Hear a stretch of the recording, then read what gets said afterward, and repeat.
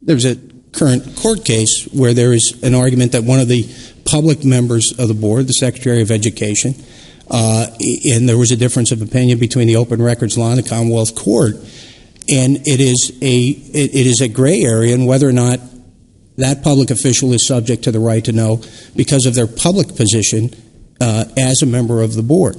And perhaps Temple hasn't had that experience yet, but that's a current issue, and so that's why where the Penn State University has denied that request, saying they are not subject to the right to know law, even though that board member was a public official. So that's the line of my question. Just 2 or 3 points, Senator. First, the governance issue that you raised is, of course, much broader than right to know, and as you know, Penn State has addressed that fairly aggressively, and it continues to be a debate and a discussion. Secondly, the specific question you asked about Penn State disputing that a trustee, in this case the Secretary of Education, is covered, that's actually not quite right as a matter of law with respect. The Commonwealth Court held, in a case in which Penn State was not a party, that the ex officio Secretary of Education, when that person receives documents in that particular case, they would be subject to right to know. And the subsequent proceedings, which I won't go into detail because they're ongoing before the Office of Open Records, but the subsequent proceedings were that the Commonwealth, representing the Secretary of Education, argued that there were certain exceptions in the existing right to know law. So even if the documents are fully subject to right to know by virtue of the ex officio position of the Secretary, certain exceptions apply.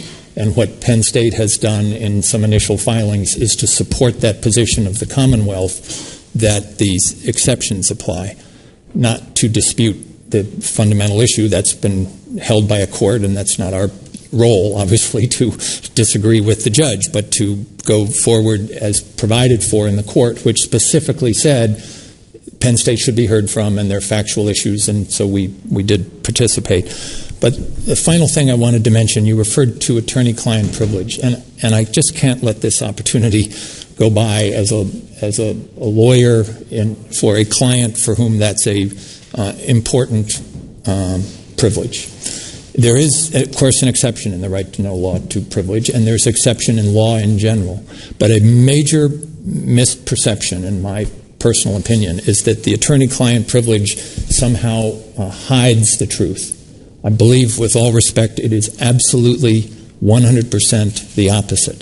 The reason an attorney-client privilege exists for Penn State or the Commonwealth or an agency or any other institution is to further communications between clients and lawyers, which the law has decided in Pennsylvania and every other state in the United States and in the federal system that furthers justice. It furthers the search for truth. It allows people to be open and honest with their lawyers. It allows an investigation to take place that can protect whistleblowers. It allows gathering information from people who are scared if they say something that some powerful member of the community will come down on it for expressing a view. It permits that conversation to go forward in confidence with subject to privilege. And I would submit to you that the attorney-client privilege is not an attempt by Penn State or any other entity to close off debate or to close off the search for the truth. And it is just the opposite.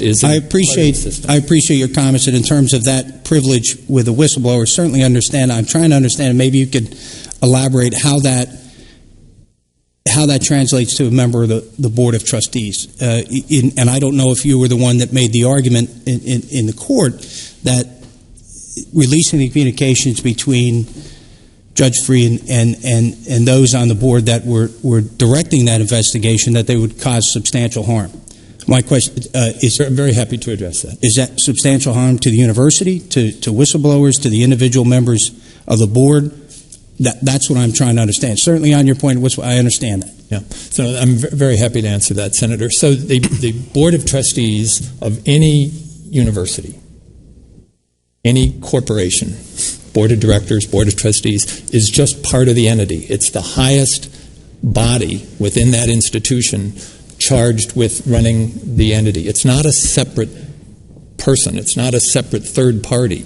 It is the entity that has responsibility. And it was cited, I believe, in the statement that each of our boards has been delegated, by charter, the power to run the institution. That means they are part of the institution. So now you move to attorney-client privilege, and you say, okay, who owns the privilege? One of my areas that I've done most writing about and speaking about are the ethics of organizations, and particularly the legal ethics of organizations. And the ethics of organizations start with the board.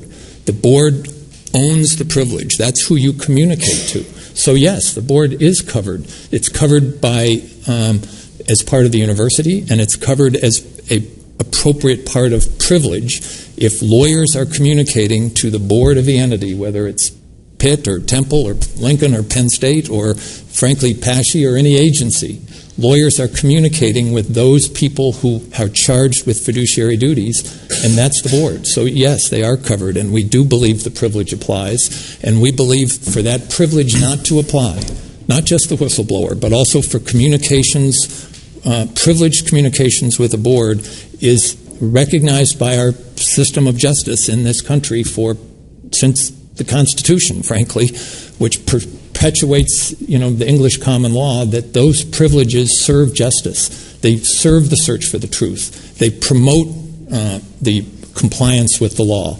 They are not an attempt to hide anything. They serve justice and promote truth, and that does include the Board of Trustees.